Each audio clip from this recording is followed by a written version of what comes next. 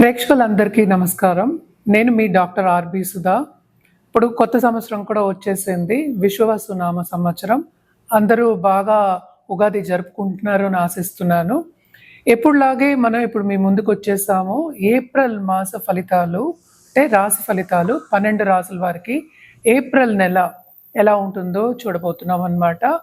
ఒక్కొక్క రాశికి విడివిడిగా మాట్లాడుకున్నాం. దానికన్నా ముందు మనం ఎప్పుడు గ్రహస్థితి అంటే గోచారం మాట్లాడుకోవడం ముందు నుంచి ఉన్న ఆన్మైతే అంటే గోచారం పట్టే కదా మనం అన్ని రాశి ఫలితాలు అనేది చెప్పుకోవడం జరుగుతుంది.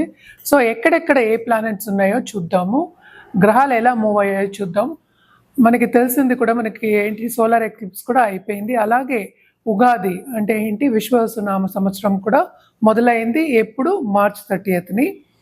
అలాగే మనం చూసాము అంటే మార్చ్ 29 అంటే మార్చ్ ఎండ్కి శని ఏమో మీనానికి మూవ్ అయ్యారు. అలాగే మీనంలోనే మనకేంటంటే మెర్కురీ అంటే బుధుడు, అలాగే మనకి శుక్రుడు కూడా ఉన్నారనమాట. మనకి సన్ మోస్ట్ ఇంపార్టెంట్ ప్లానెట్, ఆయన ఏప్రిల్ 14కి మనకి దీనికి వెళ్తున్నారు అంటే మేషానికి వెళ్తున్నారు అనమాట. అలాగే ఇంకోటి మేజర్ మూమెంట్ ఏంటంటే మనకి కుజుడేమో నీచ పడుతున్నారు ఏప్రిల్ 3న. ఎక్కడికి వెళ్తున్నారు? కర్కాటక రాశికి వెళ్తున్నారు అనమాట. ఇంకో మేజర్ గ్రహం అంటే జూపిటర్ ఎక్కడున్నారు? ఆయన వృషభంలో ఉన్నారు. ఈ నెలంతా ఇక్కడే ఉంటారనమాట. అలాగే మనం చూసాము అంటే బోత్ ప్లానెట్స్ అంటే మెర్కురీ కానీ బుధుడు కానీ అలాగే శుక్రుడు కానీ రెండు ఏంటంటే రిట్రోగ్రేషన్లో ఉన్నాయి. అవి రెండు కూడా ఈ నెలలోనే డైరెక్ట్ అవుతున్నాయి అన్నమాట. సో మనం చూసాము అంటే మీనంలోనే ఈ రెండు కూడా ఉంటున్నాయి అన్నమాట ఈ నెలంతాను. అంటే ఎప్పుడు డైరెక్ట్ అవుతున్నాయో చూద్దాము. మనకేమో మెర్కురీ ఏమో 7th ఏప్రిల్కి డైరెక్ట్ అవుతున్నారు. అలాగే శుక్రుడేమో 13th ఏప్రిల్కి డైరెక్ట్ అవుతున్నారు అనమాట. సో శుక్రుడేమో ఎగ్జాల్టేషన్ అంటే ఉచ్చ స్థితిలో ఉన్నారు. మెర్కురీ బుధుడేమో నీచ స్థితిలో ఉన్నారు అనమాట. మీనంలోనే ఉన్నారు. సన్ కూడా first half of this month మీనంలో ఉన్నారు. 14th మూవ్ అవుతున్నారు మనకి మేషానికి. అలాగే మనం ఏంటంటే రాహు కేతువులు ఎక్కడున్నారు? రాహు ఏమో మనకి మీనంలోనే ఉన్నారు. కేతు కూడా మనకి ఏంటంటే కన్యలోనే ఉన్నారనమాట. సో ఇది గ్రహస్థితి మనకి ఈ నెల అంతాను. సో మేలోనే మనకి రాహుకేతు మూమెంట్ కూడా ఉందన్నమాట. సో జనరల్గా ఎప్పుడు మనం చెప్పుకునేది ఏంటంటే ఏల్నాటి శని అనేది చాలామంది భయపడుతూ ఉంటారు. ఏల్నాటి శని ప్రభావం అనేది అందరికీ ఉంటుంది, కానీ వ్యక్తిగత జాతకం మీద ఆధారపడి ఉంటుందన్నమాట. ఏల్నాటి శనిలో సెటిల్ అయిన వాళ్ళు ఉన్నారు, బిజినెస్లో పైకి వచ్చిన వాళ్ళు ఉన్నారు. అలాగే ఏంటంటే దాంపత్య జీవితంలో అనుకూల పరిస్థితి తెచ్చుకున్న వాళ్ళు బోళ్ళంత మంది ఉన్నారనమాట. అంటే ఏదైనా నేను అందుకనే ముందు నుంచి చెప్పేది వ్యక్తిగత జాతకం మీదే ఆధారపడి ఉంటుంది. మనం మాట్లాడుకునేదంటే జనరల్ అనమాట. ఎందుకంటే చాలామంది భయ ఆందోళన పడుతూ ఉంటారు.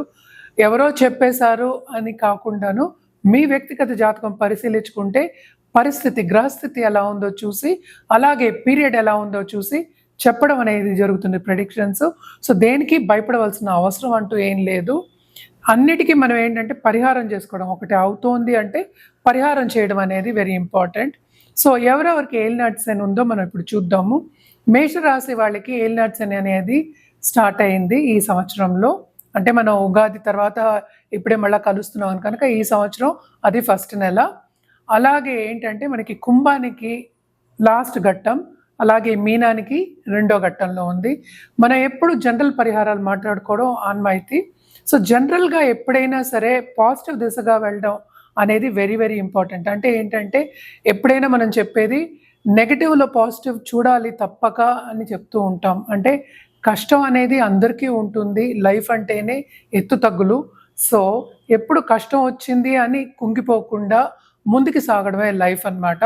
సో దానికి పరిహారాలు అనేవి బాగా హెల్ప్ చేస్తాయి.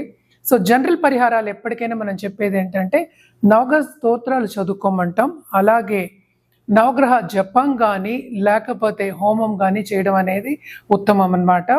అది లేని పక్షాన్ని, ఎందుకంటే ఇప్పుడు మోస్ట్ ఇంపార్టెంట్ మళ్ళా మనకి రాహు మూమెంట్ కేతు మూమెంట్ మనకి మేలో జరగబోతోంది. కొంచెం డిఫికల్ట్ మూమెంట్. అదే ఏంటంటే మనకి కుంభానికి అలాగే ఏంటంటే సింహానికి వెళ్తున్నారు. కేతు సింహానికి, రాహు ఏమో కుంభానికి వస్తున్నారు. అలాగే ఏంటంటే జూపిటర్ మూమెంట్ కూడా ఉంది, అలాగే మార్స్ మూమెంట్ కూడా ఉన్నాయి అన్నమాట.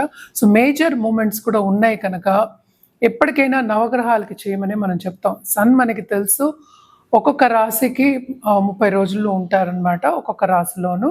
అలాగే మనం చూసాము అంటే ఇప్పుడు బుధుడు అలాగే శుక్రుడు మూమెంట్స్ కూడా మనకి నెక్స్ట్ మంత్ ఉన్నాయి. సో మేజర్ గ్రహాలన్నీ మూవ్ అవుతున్నాయి కనుక తప్పక జనరల్గా నవగ్రహాలకి చేసుకోమని చెప్పడం అనేది జరుగుతోంది. ఏదైనా సరే మళ్ళా నేను చెప్తున్నాను, ఎందుకంటే వ్యక్తిగత జాతకం మీద ఆధారపడి ఉంటుందన్నమాట. అలాగే శక్తి పూజలు చేసే వాళ్ళకి కానీ, లేకపోతే నిత్య పూజలు చేసే వాళ్ళకి కానీ, లేకపోతే ఒక గురువుని ఆశ్రయించే వాళ్ళకి కానీ తప్పక పాజిటివ్ దిశగా నడవడం అనేది జరుగుతుందన్నమాట. ఇవన్నీ ఎందుకు చెప్తున్నాం అంటే మనం చెప్పేదంతా ఏంటి, మంచి మాటలు చెప్తున్నాం, మంచికి చెప్తున్నాం. సో పాజిటివ్ బ్యాంక్ బ్యాలెన్స్ అనేది ఎప్పటికైనా మీరు పెంచుకుంటే కనుక, బ్యాంక్ బ్యాలెన్స్ అంటే అందరికీ తెలుసు, ఎప్పుడైనా తీసుకోవచ్చు దాంట్లోంచి అనేది మన బ్యాంక్ బ్యాలెన్స్ అనేది. So positive bank balance grow చేసాము అంటే కనుక ఎప్పటికైనా నెగటివ్ అంటే కొన్ని కష్టాలు వచ్చినప్పటికి కూడా సమంగా అయిపోతుంది. అంటే పాజిటివిటీ అనేది మనకు కనిపిస్తుంది అండ్ ఈజీగా ఉంటుంది. అంటే లైఫ్ ఏంటంటే సుఖంగా గడుస్తుంది అనమాట. అందుకోసం మనం ఎప్పటికైనా సరే పరిహారాలు చేయమని చెప్తూ ఉంటాము. మనం ఇప్పుడు మాట్లాడుకోబోయేది వృషభ రాశి వాళ్ళ గురించి. వృషభ రాశి వాళ్ళకి ఏప్రిల్ నెల ఎలా ఉంటుందో చూద్దాము. వీళ్ళ పరిస్థితి చాలా బాగుంది, ఎందుకంటే ఫైనాన్షియల్ స్టేటస్ అనేది ఇంప్రూవ్మెంట్ ఉంటుందన్నమాట. సడన్ ఇంక్రీజ్ ఇన్ ఇన్కమ్ అంటే ఏంటి, వాళ్ళు చేసే పనిలో ప్రమోషన్ రావడం కానీ, లేకపోతే ఉన్నత స్థితికి వెళ్ళడం కానీ జరగడం అనేది ఉంటుందన్నమాట. ఎందుకని, 11వ ఇంట్లో అన్ని గ్రహాలు కూడున్నాయి అన్నమాట. అంటే ఆ పంచగ్రహ కూటమి అనేది జరుగుతోంది అక్కడ. Especially second half of this month కన్నా first half of this month చాలా బాగుంటుంది. హెల్త్ రీత్యా కొంతవరకు ఇబ్బందులు పడే ఛాన్సెస్ ఉన్నాయి, ఎస్పెషలీ అప్పర్ రెస్పిరేటరీ సిస్టమ్ అనమాట. ఏంటంటే 11th లార్డ్ కూడా కూడానే ఉన్నారు ఈ నెలంతాను. తప్పక వీళ్ళు ఏంటంటే చాలా అదృష్టవంతులు, పట్టిందంతా వీళ్ళకి బంగారం అవుతుంది అని చెప్పచ్చు. అంటే ఏంటంటే ఏ పని చేసినా వీళ్ళు సక్సెస్ఫుల్గా చేస్తారు, అలాగే లాభాలు చేకూరుతాయి వీళ్ళకి అని చెప్పడం జరుగుతోందన్నమాట. అండ్ ఆల్సో ఏంటంటే 12వ ఇంటో లార్డ్ యాక్చువల్గాను ఆయన నీచ స్థితిలో ఉన్నారు, 3వ ఇంట్లో ఉన్నారు. అది కూడా ఏంటంటే కొంతవరకు శుభ పరిణామాలకే దారితీస్తుందన్నమాట. ఇన్వెస్ట్మెంట్ రంగంలో ఉన్న వాళ్ళకి కానీ, లేకపోతే స్టాక్ మార్కెట్లో ఉన్న వాళ్ళకి కానీ తప్పక లాభాలు అనేది చాలా ఎక్కువ ఉంటాయి. అలాగే బిజినెస్ పీపుల్కి కొత్త బిజినెస్ స్టార్ట్ చేస్తారు, చాలా విస్తరిస్తారు అని చెప్పచ్చు అన్నమాట. అలాగే నిరుద్యోగులకి ఉద్యోగ అవకాశం వచ్చే ఛాన్సెస్ ఉన్నాయన్నమాట. స్టూడెంట్స్కి మాత్రం కొన్ని ఎడబాటు కానీ, లేకపోతే మన అనుకున్న పనిలో వాళ్ళకి కొన్ని అడ్డంగాలు రావడం కానీ జరుగుతాయి అన్నమాట. తప్పక వాళ్ళకి స్టూడెంట్స్కి మాత్రం అంత బ్రహ్మాండంగా లేదు, వాళ్ళు అనుకున్నది సాధించలేరు ఈ నెల. అండ్ ఆల్సో ఫారిన్లో సెటిల్ అయిన వాళ్ళకి మాత్రం చాలా చాలా బాగుంటుంది. ఏదైనా సరే ఇన్కమ్ స్ట్రీమ్ ఇంక్రీజ్ అయ్యే ఛాన్సెస్ ఎక్కువ కనిపిస్తున్నాయి. ఎస్పెషలీ ఏంటంటే మనం చూసామంటే ఆన్లైన్ బిజినెస్లో ఉన్న వాళ్ళకి కానీ, లేకపోతే ఫారిన్ టచ్ ఉన్న వాళ్ళకి కానీ చాలా బాగుంటుందన్నమాట. అలాగే దాంపత్య జీవితంలో కొంతవరకు కొన్ని డిసగ్రిమెంట్స్ వచ్చే ఛాన్సెస్ ఎక్కువ కనిపిస్తున్నాయి.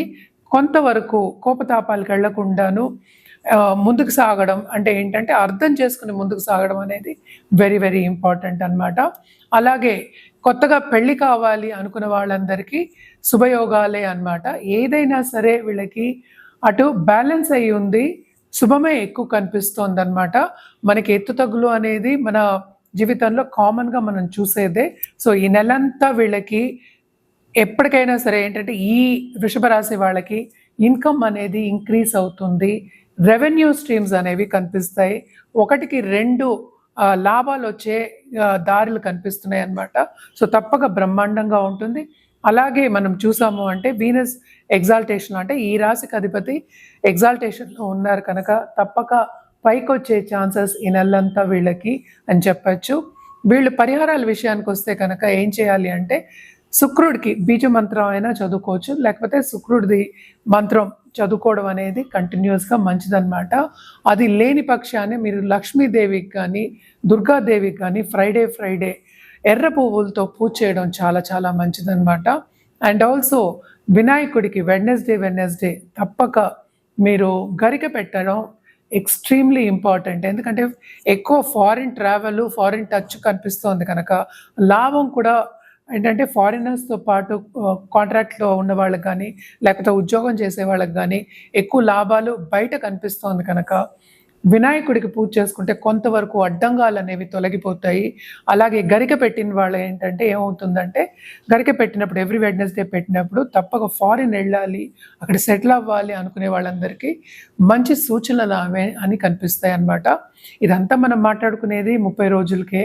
సో, ఇది బాగా గడవాలి. మీకు ఆల్రెడీ మీరు అదృష్టవంతులు ఈ రాశిలో ఉన్నవాళ్ళు. ఇంకా బాగా గడుస్తుంది మీకు అని చెప్పడం జరుగుతోందనమాట.